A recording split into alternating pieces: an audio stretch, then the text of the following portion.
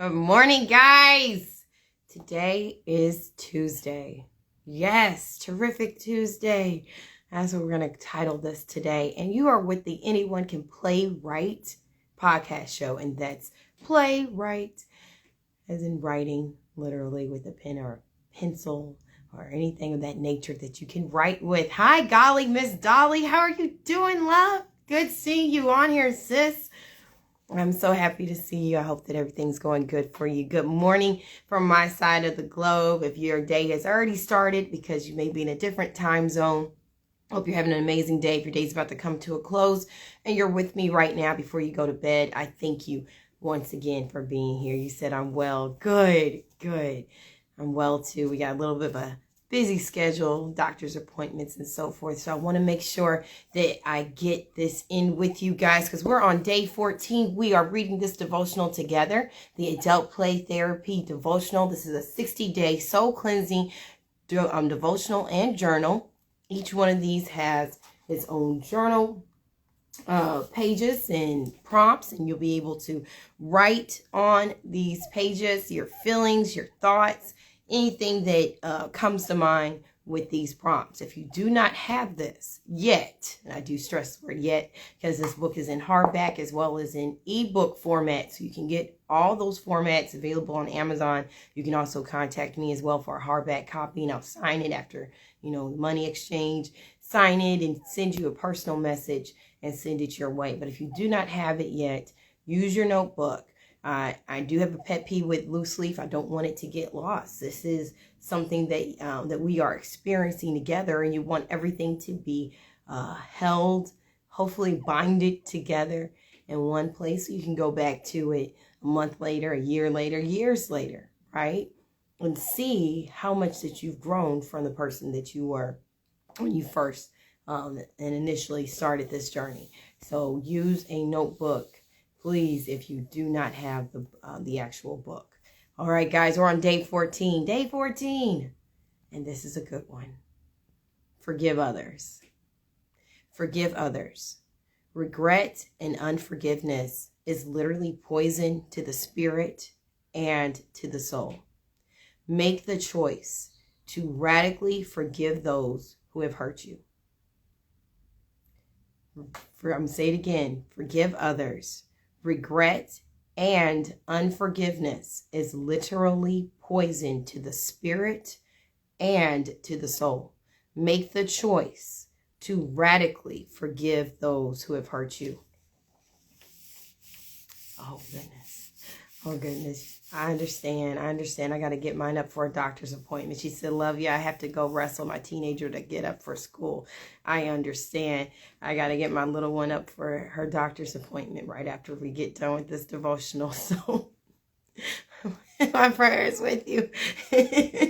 Fun times we have. All right. Let's get into our journal prompt for today. Journal prompt. Are there people, places, or things in your life that you need to extend forgiveness to? And why?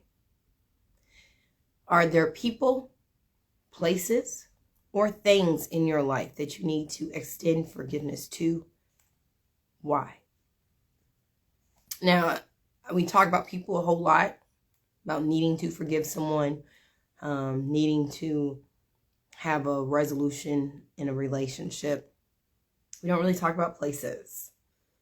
And there are some places that we've gone to, some restaurants, some locations, destinations, hotels, and maybe we didn't get the reception that we wanted to, or maybe we went out for our vacation and we thought it was going to be the best thing ever and we really, really needed it, looking forward to it, and we get there and a hurricane takes place. And everyone was nice. Everyone was compassionate. They offered us shelter. But the vacation we were looking for didn't happen. So now I feel an unforgiveness for that hotel site and for that location. Because every time when I think about it, it brings up this feeling of anxiety and frustration and anger, because the vacation that we needed to have as a couple, as a family, as a girls trip, girls night out. It didn't happen. I need to forgive that place. I need to offer my forgiveness so I can move on. Maybe I've been blaming that place for the fallout of a relationship, or just how things in my life have happened, because that didn't go the way I wanted. And I'll give a real quick example. Thank you so much for joining. If I do say so myself, thank you for joining. A very quick example in my life is when I had went to school, I'll call it SU, and I had applied for grad school there. And at the same exact time that I applied for grad school, they were shifting their staff around, and their presidency, like who was going to be in the chair position, just everything was being dissolved and rebuilt. And I had applied to go to school, and I was not receiving a word. And I got so peed off. I mean, literally, because I just came out of undergraduate and I was trying to make this leap into grad school. And I was not getting a response. And each time I went to the office, it was, well, we have your paperwork. We'll get with you. And at the same time, this office is empty and they're putting in new furniture in this office. So I went ahead, went into the work field, and I think like not even a full week before the school semester started, I applied to another school for grad school, was accepted, went there, and started my my education in social work, and decided that it wasn't really what I wanted to do. I really wanted to go to grad school at SU, and 2 years had passed and decided to go back and try it again at SU, and went there and was accepted and was able to start that fall semester. I had applied in the spring and was accepted and started for their fall semester.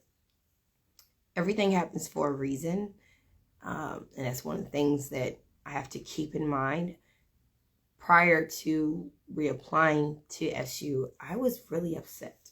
And I was very upset with not so much the individuals involved as much as it was the institution. I felt like I was not being heard. I felt like, I understood that they were switching staff around and chairs, positions around, and literally chairs, furniture, everything was just being repositioned and dissolved, and this is taken out, and we're rebuilding our whole program.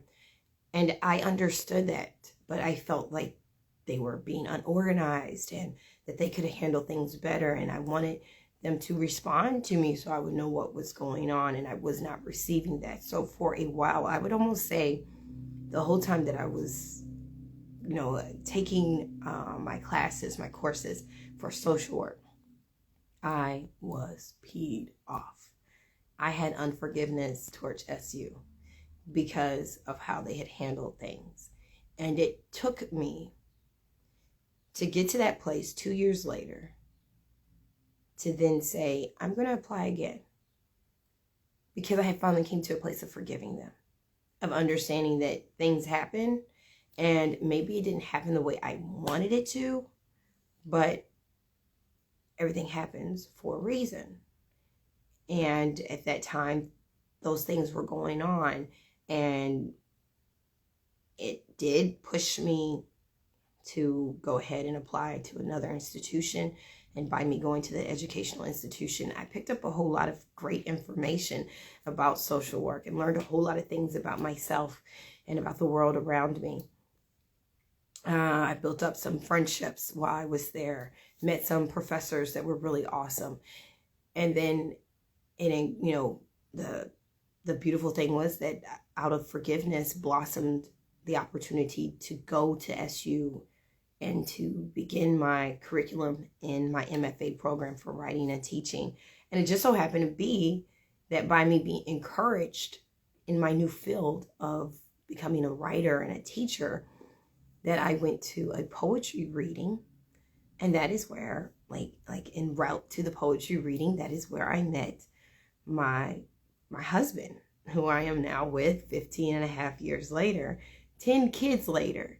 So had I not, literally, had I not made the decision to forgive SU, to reapply to SU, to be accepted by SU, and then feeling so encouraged in my new field of being a writer and a teacher, because that's what I was getting my degree in, I would not have made the decision to go to the poetry reading.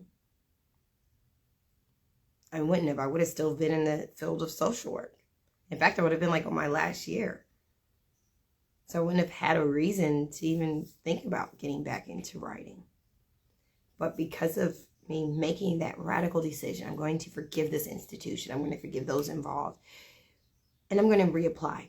I'm going to restart my life. And I went ahead, I applied, I was accepted, I felt encouraged as a writer, went to the poetry reading en route there, in traffic, met my husband. We talked, we courted, and like I said, now married 15 and a half years later, 10 amazing, beautiful, talented children. So you never know what's on the other side of you forgiving. Make the choice to radically forgive. It will change your life. I feel so much more at peace. In fact, I actually got a call yesterday.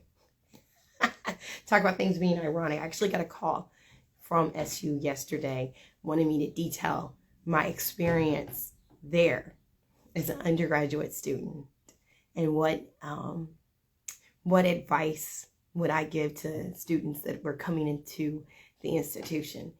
And if I was still in a place of unforgiveness, can you imagine what evil things would have just been spouting out of my mouth about that place?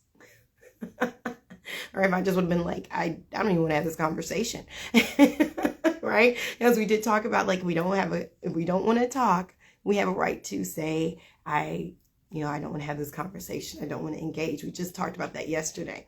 But I could have easily been like, this makes me uncomfortable. I just don't want to talk about it. Or I could have just been ornery and just said all kinds of, like, I would encourage people not to even go to your school. You're unorganized. If I was still stuck right there, I could have just been like, I had a horrible time and I wouldn't want anybody else to go there and experience that. But that wasn't even true. That was so far from true. I didn't have a horrible time there. I learned so much. I learned so much about myself, about other people, about other cultures. I had these awesome, amazing religion courses. There was a chapel there. So when I was going through my college student partying days and just having my own little disorientation of who was my friend and who was not my friend, I would run to the chapel and go in there for prayer, or write on the prayer book, my concerns and my thoughts and my fears and my hopes, whatever I was going through during that time. And it helped me. I met amazing people, some of which I kept in contact with, and some of them I didn't. But during that season and seasons of my life, I needed that. I needed to learn about the different ethnic foods that people, had and have in their culture. And I was able to experience that. It was a great place in my life when I needed it. And I wouldn't have been able to see all that if I was still in a place of unforgiveness. Because unforgiveness is almost blinding.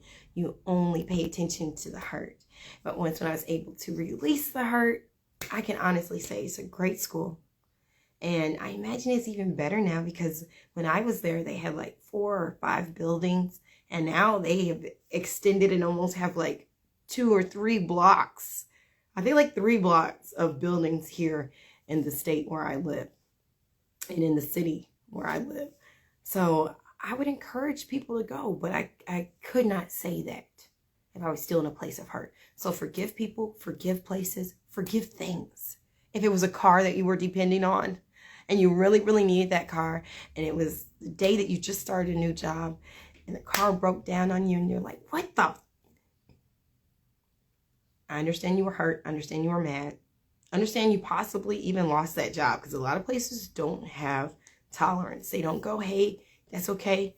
Jim Bob, just go ahead and start, next week or start tomorrow. Hopefully by then you'll have bus money, and maybe you were like so just extremely broke you didn't even have bus fare money. You know what I mean? Like I know about this. You've been so, just extremely broke. You're like, I don't even have the bus fare money to get there tomorrow. I depended on this car that has 1/4 tank of gas in it, and now it's broke down.